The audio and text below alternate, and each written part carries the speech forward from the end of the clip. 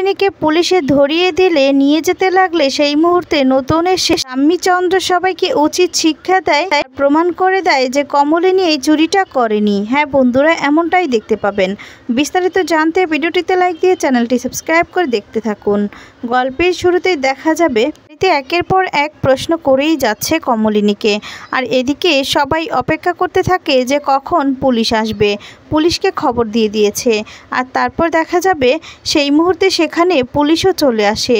আর police আসার পর দেখা যাবে পুরো বাড়িটা সার্চ করতে বলা হয়। আর তখন দেখা যাবে কমলিনীকে বলতে থাকে, আচ্ছা আপনার বাড়ির গহনাটা চুরি হয়েছে, তো আপনি কে সন্দেহ করছেন, কে এই চুরিটা করতে পারে? আর তখন বলে আমি ওনাকে সন্দেহ করছি। তখন বলে কিন্তু উনি তো আপনার হাজব্যান্ড। আর তখন বলে না, উনি আমার হাজব্যান্ড নই, উনি আমার সম্পর্কে কিছু হয় না। যা শুনে চন্দ্র অবাক হয়ে যায়, অবাক দৃষ্টিতে কমলিনীর দিকে তাকিয়ে থাকে। তারপর দেখা যাবে দিকে বলতে থাকে, আচ্ছা পুরো বাড়িটা সার্চ করা হোক না, তাহলেই তো বের হবে যে কে চুরি করেছে আর কে চুরি করেনি। বর্ষার এমন কথা শুনে অবাক হয়। আর তারপর দেখা যাবে পুলিশরা পুরো বাড়িটা তন্ন তন্ন করে খুঁজতে থাকে। পুরো বাড়ি পুরো ঘর খোঁজা হয়ে যায়, কিন্তু কোথাও খুঁজে পায় না। তারপর দেখা যাবে এক পর্যায়ে কমলিনীর ঘরের কথা বলা হয় যে সেই ঘরটা তো দেখা হয়নি। আর তখন পুলিশ অফিসাররা সমস্ত ঘর খোঁজার পর কমলিনীর ঘরটাই খোঁজে। এদিকে দেখা যাবে কুর্চি বলতে থাকে, আমি জানি এটা বড় একটা ষড়যন্ত্র হচ্ছে, সিপাইকে ফাঁসানোর জন্য এমন বড় একটা ষড়যন্ত্র করা হচ্ছে, এই সমস্ত বলতে থাকে। কুর্চি তো খুব রেগে যায়। আর এদিকে যখন পুরো বাড়িটা সার্চ করা হয়ে যায় সেই মুহূর্তে কমলিনীর ঘরটাও সার্চ করে। আর কমলিনীর ঘরটা সার্চ করার পর দেখা যাবে কমলিনীর ঘর থেকে একটা বাক্স খুঁজে পায় আলমারি থেকে। তখনই সেখানে পুলিশ অফিসার নিয়ে এসে বলতে থাকে, স্যার এটা ওনার ঘরে পাওয়া গিয়েছে। যা শুনে চমকে যায় সবাই। এদিকে তখন দেখা যাবে ঠাম্মি বলতে থাকে, হ্যাঁ হ্যাঁ এটাই তো আমার গহনার বাক্স। আর তখন এ কথা শুনে সবাই চমকে যায়। তারপর গহনাগুলো বের করে দেখতে থাকে। আর ঠাম্মি তখন বলে, এই গহনাগুলোই তো আমার। এদিকে বুবলাই তখন তার মাকে অনেক কথা শোনাতে থাকে। বুবলাই তখন বলে, ছি মা ছি, শেষ পর্যন্ত তুমি কিনা ঠাম্মির গহনাগুলো চুরি করলে, তোমার আর সহ্য হলো না, তোমার আর চোখে সইল না, এই বলে নানানভাবে অপমান করতে থাকে। বলে যে আর কত নিচে নামবে তুমি, বলো তো কত নিচে নামবে? এদিকে কুর্চি বলে, এটা আমি কিছুতেই বিশ্বাস করি না। চন্দ্র বলে, আমাকেই দোষারোপ করেছিলে তো, এবার তো নিজের ঘর থেকেই বের হলো, তো এবার তো তোমাকে ধরে নিয়ে যাবে পুলিশ। এদিকে পুলিশ অফিসাররা বলতে থাকে যে অন্যায় যেহেতু করেছেন তাহলে আপনাকে তো আমাদের সাথে যেতেই হবে। তখন দেখা যাবে কমলিনী বলে, এই চুরিটা কে করেছে বা কারা ইচ্ছে করে এমনটা করেছে সেটা আমি খুব ভালো করে বুঝতে পারছি, আমাকে ফাঁসানোর জন্য। তবে না, ধর্মের কোন বাতাসে নড়ে জানেন তো, তবে যারা এই কাজটা করেছে ঠিক প্রমাণ হবে, আর আমিও নির্দোষ প্রমাণিত হব, যেহেতু আমি এই চুরিটা করিনি, আমি এই ভুলটা করিনি, তাই না? এই বললে তখন কমলিনীকে নিয়ে চলে যাবে পুলিশ। আর সেই মুহূর্তে সেখানে নতুন চলে আসে। নতুন এসে বলতে থাকে, কি ব্যাপার, কি হচ্ছে, কমলিনীকে কোথায় নিয়ে যাওয়া হচ্ছে? আর তখনই চুরির দায় সমস্ত ঘটনা চন্দ্রকে খুলে বলে। চন্দ্র বলে, এটা আমি বিশ্বাস করি না, কমলিনীর নামে সম্পত্তিটা দেওয়া হয়েছে বলে কমলিনীকে বাড়ি থেকে বের করার জন্যই এটা একটা জাল ফাতা হয়েছে, সেটা আমি খুব ভালো করেই বুঝতে পারছি। কে বা কারা করেছে সেটাও খুব ভালো করে বুঝতে পারছি, অর্থাৎ কমলিনী এই কাজ করতে পারেই না, আমি এটা প্রমাণ করে দিব। আর কমলিনীকে নিয়ে আপনারা কোথাও যেতে পারবেন না, এটা আমার অর্ডার। দেখা যাবে নতুন কমলিনীকে রাখে, আর তখন প্রমাণ করে দিবে এটাও বলে দেয়। আর তারপর দেখা যাবে নতুন এদিকে প্রমাণ করার জন্য সমস্ত কিছুই করতে থাকে। এদিকে তখন দেখা যাবে কমলিনীকে চোর অপবাদ দেওয়ায় কমলিনী খুব কষ্ট পায়। আর তখন বলতে থাকে, সারাটা জীবন কাদের জন্য করেছি আমি দিদিভাই? তখন কুর্চি বলে, বৌদিভাই তুমি কেন কষ্ট পাচ্ছ? যেই অন্যায়টা তুমি করনি, যারা এই অন্যায়টা করেছে তারা না তাদের শাস্তিটা ঠিক পাবে, তুমি কষ্ট পেও না, তুমি কষ্ট পাবে না। কেন কষ্ট পাবে তুমি এখন লড়াই করবে। তখন বলে, সত্যি কথা বলেছো দিদিভাই, আমি এখন কিন্তু পারছি না, কিন্তু আমাকে এটা প্রমাণ করতে হবে, আমি এই চুরিটা করিনি, কেন আমি চুরির বোঝাটা শুধু শুধু মাথায় নিয়ে বেড়াবো? আমাকে তো প্রমাণ করতে হবে, নিজেকে নির্দোষ প্রমাণ করতেই হবে।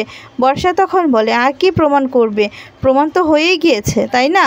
তুমি তো চুরিটা করেছো, এখন আর কি করবে? বাড়ি তোমার নিজের নামে, এখন গহনাগাটি সমস্ত কিছুই তো তোমাকে নিজের কাছে রাখতে হবে, হাতিয়ে রাখতে হবে তো। আর তখন দেখা যাবে বলতে থাকে, বর্ষা তুমি কিন্তু মুখটা সামলে কথা বলো, আমি কিন্তু তোমার কথা সহ্য করতে পারছি না। এদিকে সোহিনীও দাঁড়িয়ে থাকে, সবটাই শুনতে থাকে। আর তখন সোহিনী মনে মনে বলতে থাকে, এটা কি তাহলে সম্পূর্ণভাবে চন্দ্র আর বর্ষা এই মেয়েটিরই কাজ? এরা কি ইচ্ছে করেই কমলিনীকে বাড়ি থেকে তাড়াবে বলে এগুলো করেছে? না না, আমি তো ইচ্ছে করে চন্দ্রকে বিয়ে করিনি। আর কমলিনীই বা কী দোষারোপ করেছে? শুধু শুধু কমলিনীকে কেন এরকমভাবে দোষারোপ করছে ওরা, সেটাই তো বুঝতে পারছি না। নিজে সুখ করতে গিয়ে আরেকজনের শান্তি সমস্ত কিছু নষ্ট করব, এতটাও তো নির্দয় নই আমি। কমলিনী বলে, তোমরা আজ যেই অন্যায়টা আমাদের সাথে করলে না, একদিন তোমাদের সাথে এমন অন্যায় হবে, তখন তোমরা আমার কাছে এসে হাত জোর করে ক্ষমা চাইবে, আর চাইলেও তখন তোমাদেরকে আমি ক্ষমা করব না, এই আমি বলে দিলাম।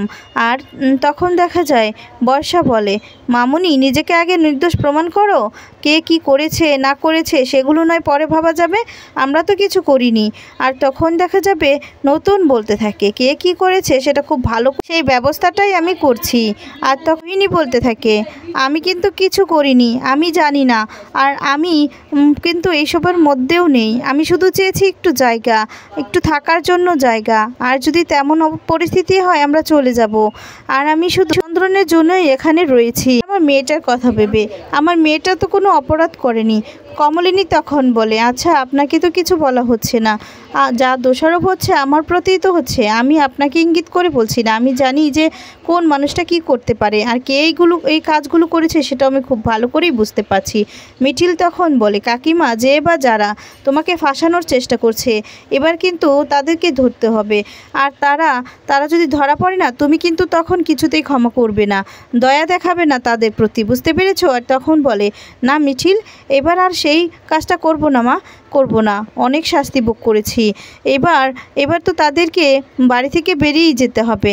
তখন মিঠিল বলে, হ্যাঁ কাকিমা, এটাই বরঞ্চ করো, ওদের জন্য না এটাই প্রাপ্য।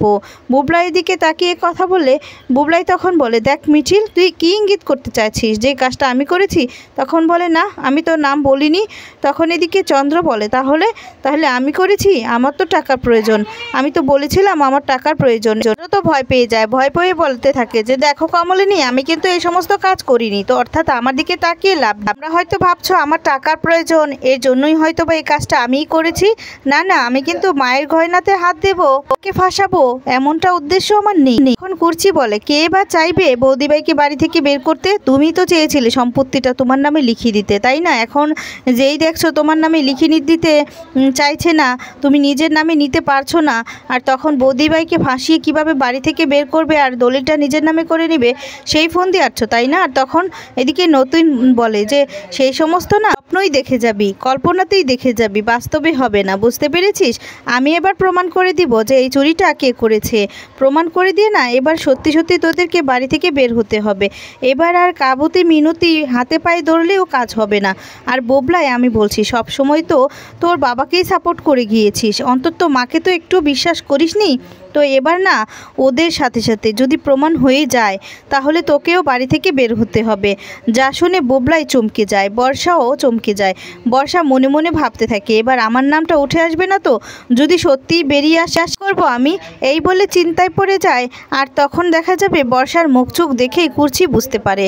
এদিকে তখন মিটিও বলতে থাকে, দেখো মুখটা কেমন ছোট হয়ে গেছে। মিটিল তখন বলে, হ্যাঁ হবারই তো কথা, প্রমাণ তো এবার করব আমরা, তাই না? আমরা সবাই কাকিমার পাশে আছি। কাকিমা তুমি একদম চিন্তা করো না, আমরা ঠিক চোরকে খুঁজে বের করব। বন্ধুরা, এবার কি খুঁজে বের করতে পারবে? তোমাদের কি মনে হয়? কমেন্টস করে তোমাদের মতামত